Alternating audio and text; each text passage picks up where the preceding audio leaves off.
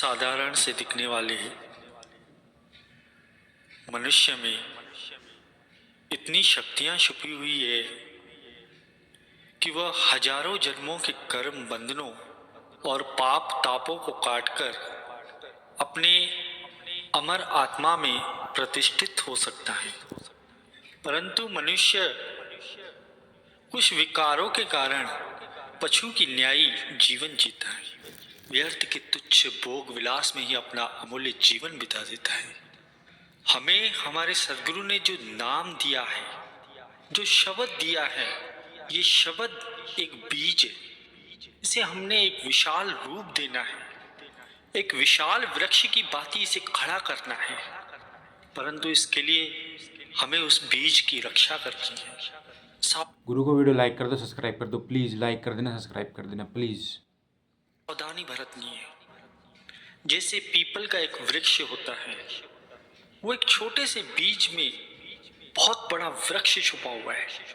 जैसे एक छोटा सा बीज फूंक मारने मात्र से ही उड़ जाता है, चुल्लू भर पानी में भी बह जाता है। परंतु यदि इस बीज को योग्य जमीन में बोकर, उसे रोपकर, खाद देकर, समय पर पानी देकर यदि इनकी सुरक्षा की जाए तो ये बहुत बड़ा विशाल वृक्ष बन जाता है। फिर ये तूफानों में भी अड़िग रहता है और कल्याणकारी कार्य भी करता है। यात्रियों को छांव भी देता है, पक्षियों का आश्रय भी बनता है और विश्राम स्थान भी बन जाता है। कई यात्री आते हैं बेचारे थक हार के उस वृक्ष के नीचे आराम करने, पक्षी अपना आश्रय बनाते हैं। ऐसे ही जीव के अंदर भी शिवत्व बीज समाहित है, छुपा हुआ है। उसे एक विशाल वृक्ष बनाना है, परंतु उसके लिए हमें सावधानी बरतनी पड़ेगी। ठीक वैसी ही सावधानी जैसे एक गर्भवती माता अपने बच्चे की संभाल करती है, सावधानी करती है। कौन सी सावधानियां करती है? खान पान एक, दूसरा आचार में, तीसरा अपने व्यवहार में और चौथा औषधियों में, दवाइयों में। ये सारी सावधानी एक माता अपने बच्चे के लिए करती है। वैसे ही जीव में चैतन्य का दैवीय बीज बोया हुआ है, तो हमें भी ये सावधानी रखनी है अपने सद्गुरु द्वारा दिए हुए बीज रूपी शब्द की। एक साधक को कौन सी सावधानियां बरतनी चाहिए? पहली, किसी निगुरे का संग बिल्कुल ना करें जिसका गुरु धारण नहीं किया है। दूसरी, अपने आहार और विहार को शुद्ध रखें। तीसरी, काम और क्रोध से बचें। चौथी, अनावश्यक बोलना, अनावश्यक देखना और दुनिया के पचड़े में उलझना बिल्कुल छोड़ दें। पांचवी, फालतू की बातें सुनना छोड़ दें। जिन बातों से हमारा कोई सरोकार नहीं है, वो बातें सुनना भी नहीं और बोलना भी नहीं।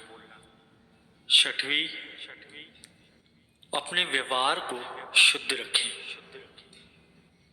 सातवीं, शुद्ध और सात्विक लोगों का ही संग करें। संसारी लोगों का संपर्क जितना कम हो उतना कम से कम करें। आठवीं, तुमसे जो आध्यात्मिकता में कम हो, जैसे किसी को भगवान में विश्वास न हो, ऐसे लोगों की संगति से बच के रहो। उनकी संगति से हमारा स्वयं का मन मलिन होता है, हमारा सद्गुरु के प्रति विश्वास कम होता है, अपने इष्ट देव के प्रति विश्वास कम होता है।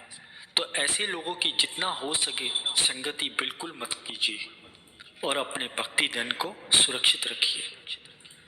नौवीं, किसी से घृणा मतलब नफरत मत कीजिए, इससे हमारी साधना में प्रभाव पड़ता है। 10वीं, किसी से भी ईर्ष्या अथवा जलन मत रखिए। ये बहुत बड़ा भयंकर विकार है। इससे हमारे मन पर और हमारे जीवन पर विपरीत प्रभाव पड़ता है। 11वीं, संसारी लोगों का संपर्क जितना हो सके उतना टालिए।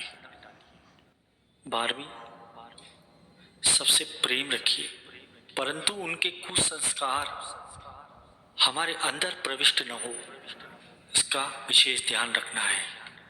जैसे एक अफसर होता है और एक चपरासी होता है तो दोनों इंसान ही, परंतु दोनों की योग्यता अलग अलग है, दोनों के ज्ञान का स्तर अलग है, दोनों को एक ही श्रेणी में तोला नहीं जा सकता। तो अपनी श्रेणी को भी आप पहचानिए, अपनी श्रेणियों के साथ में उठिए बैठिए, उनसे व्यवहार कीजिए। जो साधक हैं, जो गुरुमुख हैं, जो प्रेमी हैं, उनके साथ उठिए बैठिए, व्यवहार कीजिए, श्रद्धालुओं का संग कीजिए। यदि आप सावधान नहीं रहे तो साधना तोड़ने का प्रयास चारों ओर से होगा। नन्हा सा दिया हवा के झोंके से बुझ जाता है।